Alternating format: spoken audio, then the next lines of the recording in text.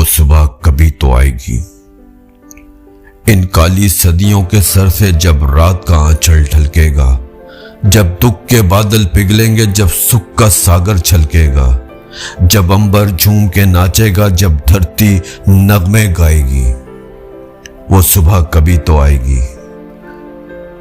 माना कि अभी तेरे मेरे अरमानों की कीमत कुछ भी नहीं, मट्टी का भी है मोल मगर इंसानों की कीमत कुछ भी नहीं। इंसानों की इज्जत जब झूठे सकूं में न तोली जाएगी, वो सुबह कभी तो आएगी।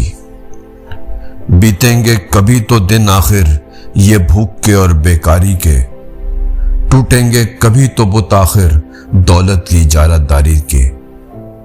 जब एक अनोखी दुनिया की बुनियाद उठाई जाएगी, वो सुबह कभी तो आएगी।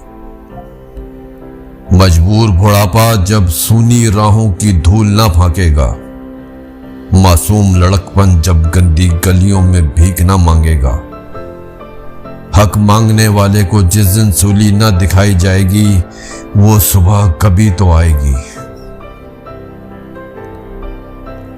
फाकों की चिताओं पर जिस दिन इंसान न जलाए जाएंगे, सीनों के दहकते दोज़ख में अरमान न जलाए जाएंगे, ये नर्क से भी गंदी दुनिया जब स्वर्ग बनाई जाएगी, वो सुबह कभी तो आएगी।